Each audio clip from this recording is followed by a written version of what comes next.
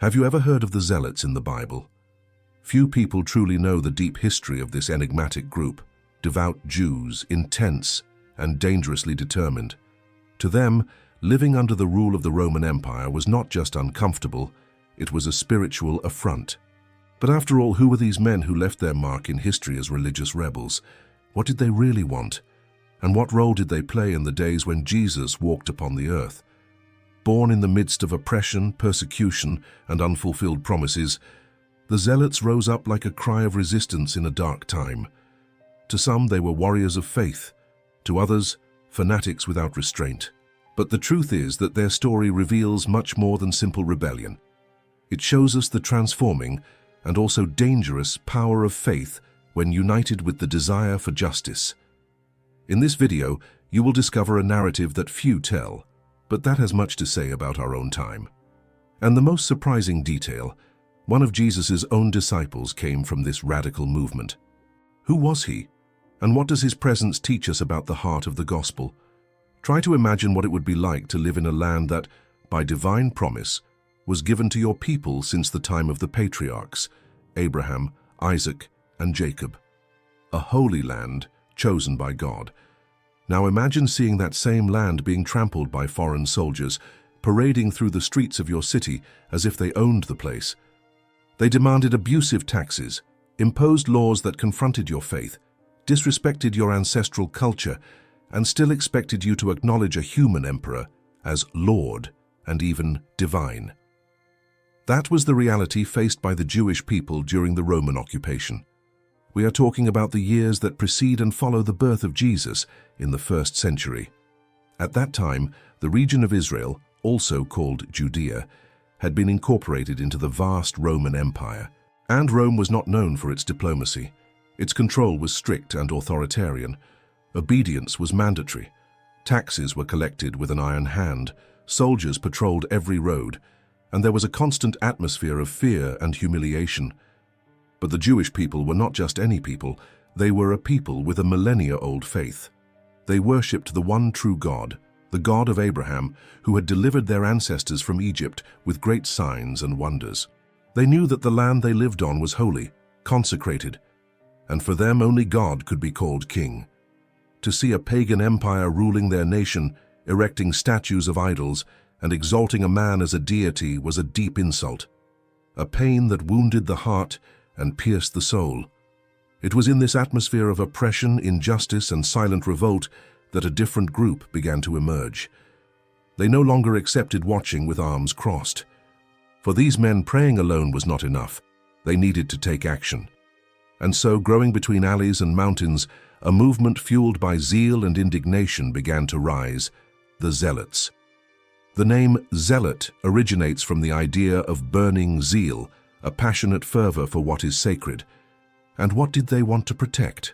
The purity of God's law, the holiness of the nation of Israel, the freedom to live according to divine commandments. They were inspired by heroes of the past, such as the judges of Israel, King David and Judas Maccabeus, men who in difficult times rose to fight for the honor of their people and their faithfulness to the Lord. For the Zealots, the idea was clear and non-negotiable. If God was the one and true King of Israel, then any other rule was a desecration. This meant that the Roman presence needed to be eliminated. But it was not merely a matter of political resistance. To them, it was a deep spiritual issue. Every Roman flag planted in the Holy Land sounded like mockery to the name of God. Every foreign soldier was a living reminder that the chosen people were living under the yoke of a pagan empire. Driven by this conviction, men and women began to rise up. Some stirred crowds in the public squares, with fiery speeches that rekindled hope in oppressed hearts. Others preferred the silence of the shadows, organizing themselves into small secret groups, training attack and defense strategies. They were not professional soldiers, but determined warriors who made boldness and faith their greatest weapons. They carried daggers hidden beneath their cloaks. They were fast, discreet, and relentless. Because of this, many became known as sicarii, those who attacked by surprise, especially targeting individuals they considered traitors, Jews who collaborated with the Roman government. For them, any alliance with Rome was a betrayal against God. In the view of the Zealots, there was no neutral ground. One was either on the side of the Most High or on the side of the oppressors. Their struggle was not only motivated by love for their homeland, but by the holiness of God's name. They saw their resistance as a form of worship. Every ambush, every uprising was a way of declaring, "Sovereignty belongs to the Lord." This phrase, "Only God is King," sounded simple, but it carried revolutionary power. It was a war cry against Caesar, who demanded to be treated as divine, and at the same time a denunciation of Israel's own religious leaders, who often submitted to Rome in exchange for power and safety. The Zealots saw such complicity as a corruption of the faith. It is essential to understand, the Zealots were not merely rebels or political agitators. Many were devout men, deeply rooted in the scriptures. They fasted, they prayed, and they fervently awaited the coming of the Messiah. But to them, this Messiah would not be a peaceful teacher, but a warrior liberator, someone who would come with a sword in hand to restore Israel's independence and crush Roman rule with a mighty hand. A great portion of the people viewed the Zealots with admiration. After all, who did not long for freedom? Who did not feel outraged to see the promised land dominated by the soldiers of a pagan empire? Deep down, many shared the pain and indignation, but there was also a paralyzing feeling: fear. Rome was brutal to anyone who dared challenge it. Crucifixion, for instance, was not merely a punishment, it was a warning, a public spectacle created to crush any hint of rebellion and show that the empire would never tolerate insubordination. Even so, in this atmosphere filled with tension, religious fervor, and suffocated hope, the Zealots began to grow in number and influence. They were not alone among the Jewish religious groups of that time. There were also the Pharisees, the Sadducees, and the Essenes. But the Zealots stood out for their burning conviction, their willingness to face the impossible, and, if necessary, to die for the name of the God of Israel. In the minds of the Zealots, submitting to Roman rule was not merely a national weakness, it was a spiritual transgression. It was a violation of the sacred covenant that bound God to his people. They remembered clearly the words of the Torah, "You shall have no other gods before me." And to them, any king who placed himself as the supreme authority over the land of Israel was a false god, a usurper. On the other side, Rome demanded exactly that, unrestricted obedience to the emperor. In all the provinces, it was common to hear a simple phrase, yet loaded with power: "Caesar is Lord." But for a Jewish zealot, those words were blasphemy. How could a mortal man be called Lord when that title belonged only to the living God, the creator of the heavens and the earth? That conviction was not just a religious belief, it was a flame burning in the soul, something that shaped choices, inspired actions, and justified risks. Because of this, the Zealots were willing to do anything. They saw themselves as heirs of the ancient warriors of faith, like the prophets who wielded both truth and sword, sent by God to purify the land. But that purification was not limited to Roman soldiers. To the Zealots, the enemy's presence was not only external. The greatest scandal many times came from within. Every Jew who cooperated with Rome was, in their eyes, even more despicable. Traitors of the faith, priority targets.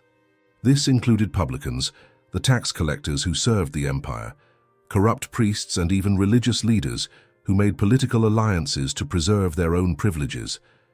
The Zealots did not limit themselves to fiery speeches or public protests. They were men of action, and their action was direct, radical, and bloody. To them, resistance was not a choice, it was a duty. And if that meant shedding blood, so be it. The fight was considered sacred, a true holy war. In the Zealot worldview, any Jew who collaborated with the Romans was betraying not only the people but the very God of Israel. It was within this atmosphere of fervor and conflict that an even more extreme and feared faction emerged, the sicarii. The name sicarii comes from the Latin word sica, which refers to a short dagger, easy to conceal, and that was precisely the weapon they used. Blending in with the people, dressed like any other man from the village, they moved through the crowds. At religious festivals, markets, or public gatherings, they would discreetly walk up to their targets, usually Jewish leaders seen as traitors, and with a precise, silent, and fatal strike, they would execute their mission in the midst of the confusion. Then they would vanish without leaving a trace. That was the trademark of the sicarii, swift, surgical attacks, without warning and without mercy. But contrary to what many might think, it was not for personal revenge. It was for faith. It was for an ideal.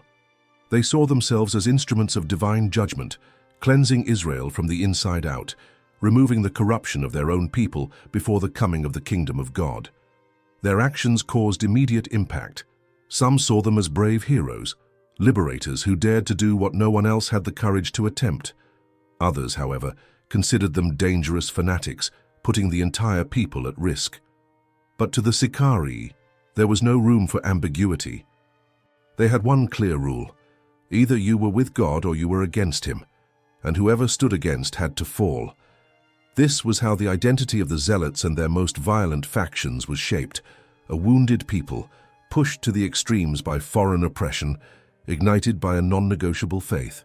Men who, in the alleys of Jerusalem, would murmur between clenched teeth and concealed daggers, "Enough of servitude. This land belongs to our God. Only he is worthy to rule." But the story does not end there.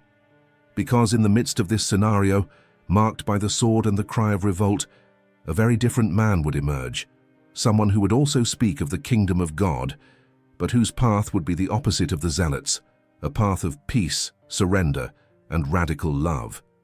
Amidst an atmosphere heavy with tension, dominated by political hatred, thirst for vengeance, and inflamed messianic expectations, a completely unexpected figure appears: Jesus of Nazareth.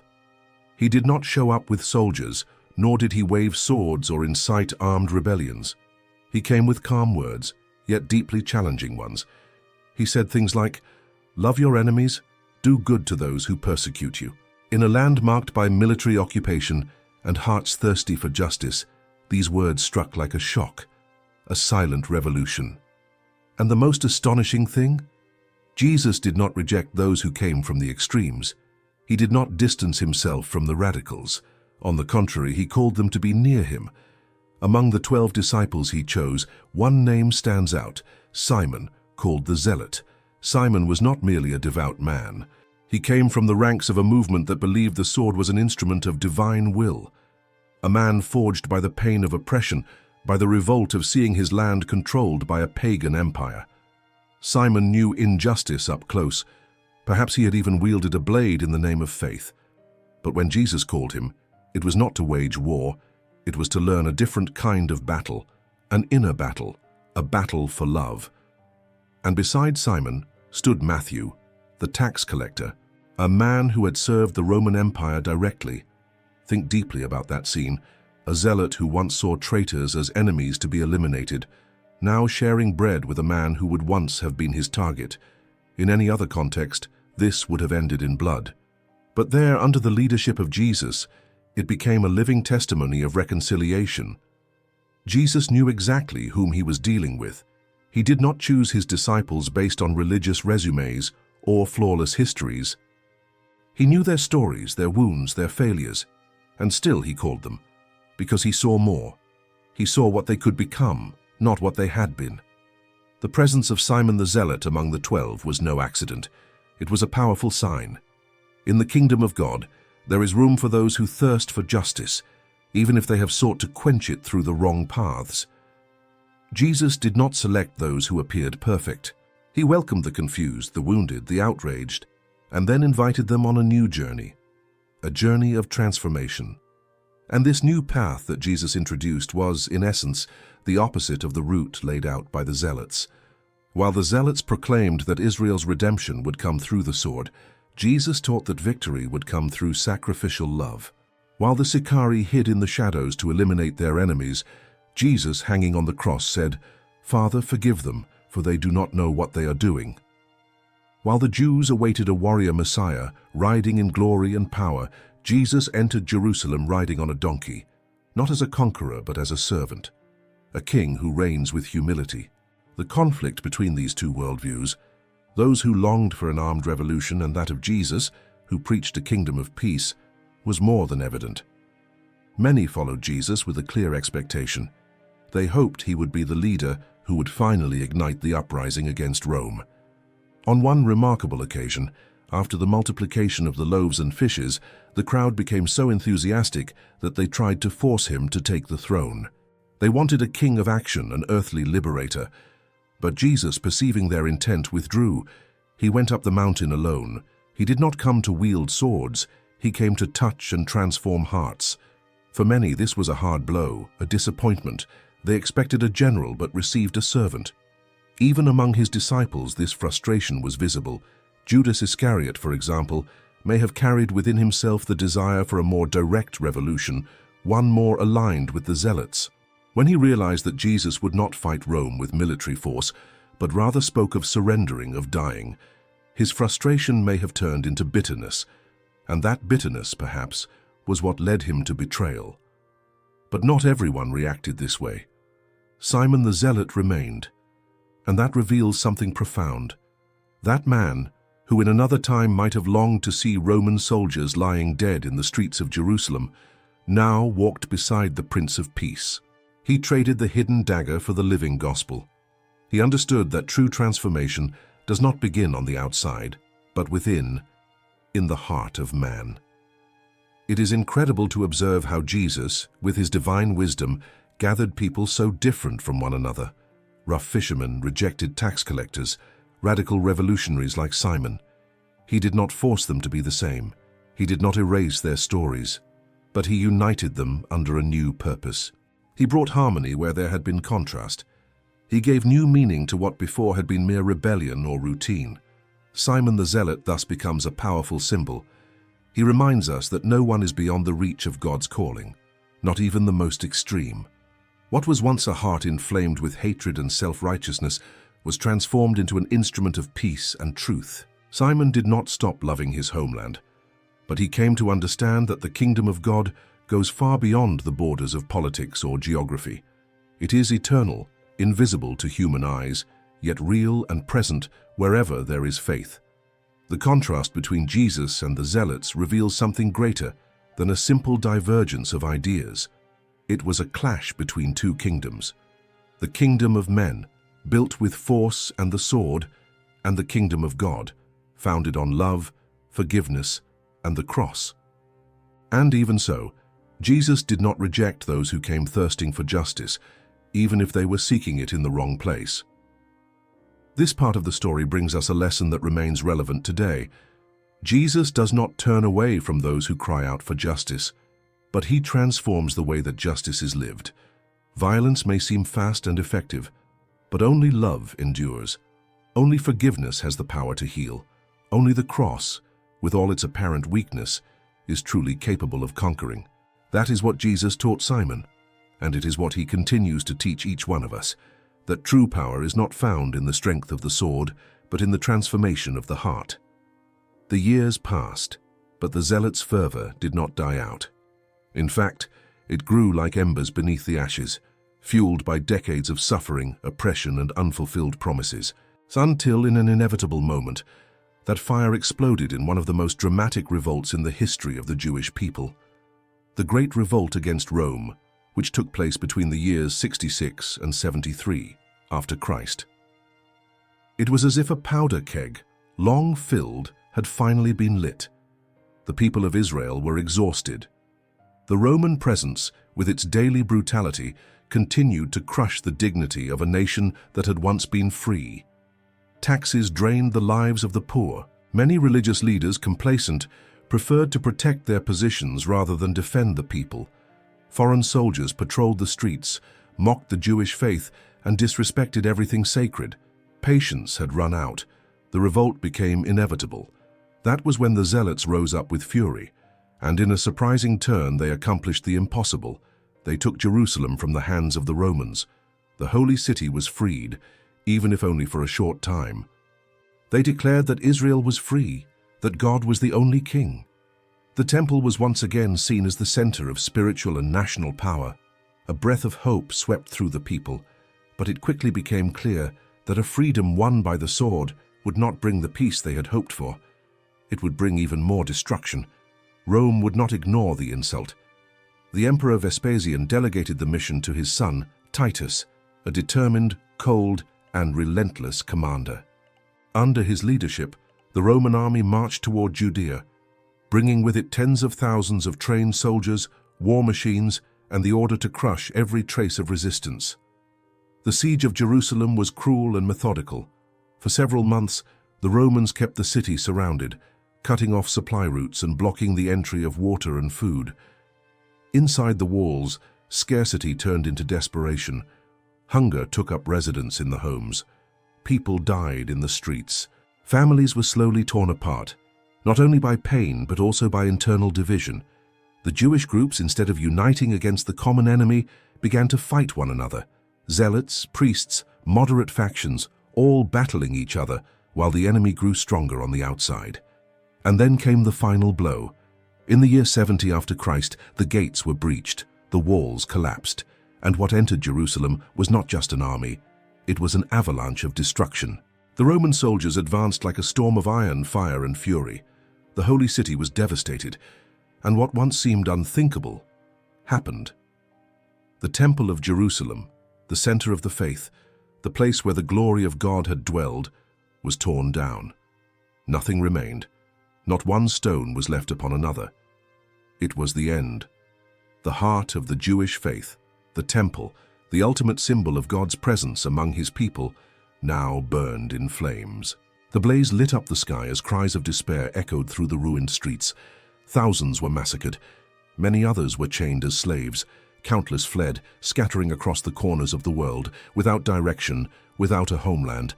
But even in the face of this tragedy, the Zealots did not give up. A small group escaped the destruction and fled to the desert. There they found refuge in a remote and nearly unreachable place, Masada, an ancient fortress carved into the top of a massive rock on the edge of the Dead Sea. Protected by cliffs and ravines, Masada seemed invincible. For those fugitives, it was more than a hiding place. It was the last stronghold of dignity, the final resistance of a people who refused to bow down. About 960 Jews, men, women, and children, made that place their final home. They were survivors of the tragedy, but still carried in their eyes the light of hope, and in their hearts the promise to never again submit to Roman rule. For 3 years they resisted. They lived simply, but with uplifted spirits. They fought with what they had, sustained by faith and the desire for freedom. But Rome did not forget. The Roman army found them, and the siege began again. But this time, there would be no haste. Over the course of several months, the Romans built a massive ramp of earth and stones, slowly rising toward the top of the fortress. From above, the rebels watched, silent, steadfast. They knew what awaited them. There was no chance of military victory. But there was a choice, to die free or live in chains. It was then that the leaders made one of the most extreme decisions in the history of the Jewish people. On the night before the final attack, they gathered and presented a radical proposal. They would not surrender alive. Brothers, wives, children, all would die there by one another's hands, not out of despair, but out of conviction. To them, surrender would be to renounce their faith, to allow the oppressors to mock, once again, the God of Israel. To die would be, paradoxically, their form of victory. Families embraced in silence. Husbands kissed their wives for the last time. Fathers held their children with tears in their eyes. One by one, with sorrow and courage, they departed. The last destroyed everything the Romans could use, grains, weapons, utensils, and finally, they took their own lives. When the Roman soldiers finally entered the fortress, they found silence, no resistance, only bodies, and a tragic yet deliberate decision. For them, freedom had been achieved through sacrifice. Thus ended the Great Revolt. Not with victory, but with silence, with pain, with mourning, and with a question that still echoes through history. Was it worth it? The story of the Zealots is intense, painful, and full of contradictions. On one hand, it is inspiring. They loved their faith, their land, their people with fervor. On the other, it is tragic. They were consumed by unrestrained zeal, by a struggle that led to ruins. They wanted to honor God with freedom, but ended up reaping destruction. The story of the Zealots is one of those that leave a mark. It's intense, filled with passion, conflict, and sorrow. It keeps echoing in the mind long after being told, because it forces us to reflect. And in the end, an inevitable question arises: what does this story have to teach us today? In the 21st century, so far from the walls of Jerusalem and the Roman swords, what do the zeal and the mistakes of the Zealots reveal about us? The truth is that the Zealots were not bad people. They were moved by faith, by love for their land, by a deep sense of justice. They wanted to see their people free, the name of God honored, dignity restored. But at some point along the journey, the passion that drove them began to drift from wisdom. They crossed a fine line and went from defenders of the faith to prisoners of fanaticism. The zeal that once was noble turned into rage. The faith, which should have produced compassion, became intolerance. The thirst for justice was distorted into a desire for revenge. And this is where one of the deepest lessons of this story lies. There is an immense difference between fighting for justice and falling into the abyss of extremism. The desire to see good prevail is just, but when someone believes they can humiliate, harm, or eliminate others in the name of God, they are no longer serving the kingdom of heaven. They are feeding their own anger, disguised as piety. Jesus made this clear in a disarming way. While the Zealots dreamed of destruction from heaven, Jesus reached out to those who had fallen. While the sicarii hid blades beneath their garments, he taught forgiveness that surpasses human limits, 70 times 7. While religious groups wanted to stone others in the name of the law, Jesus wrote in the sand and said, "Let the one without sin cast the first stone." Jesus was never blind to the people's pain. He saw with eyes full of compassion the cruel injustice of the system. He felt the pain of the widow suffocated by taxes, of the paralytic forgotten by the roadside, of the laborer who planted but still went hungry. He knew oppression, but he came to reveal a path that does not begin with revolt. It begins with inner transformation. That's why Jesus was never a zealot, even though he walked with one, Simon. He did not share their tactics. He did not wield swords. He knew the kingdom of God would not be established by war, but by surrender. It would not come with force, but with service. It would not rise through hatred, but through love that sacrifices in silence, all the way to the cross. That does not mean Jesus was weak or passive. Not at all. The love he lived was the most courageous kind that exists, the kind of love that defies human instincts, that requires loving enemies, forgiving those who hurt you, embracing the oppressed, but also extending a hand to the oppressor who repents. That love does not kill, it heals. It does not impose, it invites. And when lived in truth, it transforms everything. We live in times of division. Everywhere people clash over ideas, opinions, beliefs. Even faith, which should be a bridge for connection, has been used as a tool for attack, exclusion, and intolerance. Many confuse zeal with aggression, firmness with arrogance. And that's why the story of the Zealots remains so relevant. It functions as a mirror that makes us reflect. It's not enough to defend a just cause. One must act justly. The thirst for justice comes from the very heart of God. He loves truth. He hates oppression, corruption, the abuse of the powerful. But the justice of God never comes to destroy. It comes to restore. Jesus did not come into the world to crush sinners, but to call them back to the Father. He did not build walls to divide. He built bridges to welcome. And now, he invites us to do the same. If you feel indignation in the face of injustice, if your heart aches when seeing the suffering of the innocent, know that Jesus felt that too. But the essential question is, how are we responding to it? With anger, with words that wound, with actions that push others away and condemn? Or are we striving to follow the narrower path, the path of love that forgives, of truth that sets free, and of grace that reaches even the enemies? The story of the Zealots ends on the heights of a besieged fortress, surrounded by despair, by pain, by silenced swords and shattered hopes. The story of Jesus, on the other hand, ends on a cross, but it does not stop there. It continues in an empty tomb, in an invisible kingdom that grows in the silence of hearts that choose to love. even when the whole world screams for revenge. And that is the choice before us today, to follow the way of force or the way of the cross. The Zealots tried to change the world through violence. Jesus changed the world through love, and that remains the most revolutionary and powerful force that exists. If this message spoke to you, share in the comments what impacted you most in this story. Share this video with someone who needs to hear it. Leave a like and subscribe to the channel to follow more powerful stories from the Bible. May God bless you. And may He teach us to live with wisdom, grace, and courage day after day.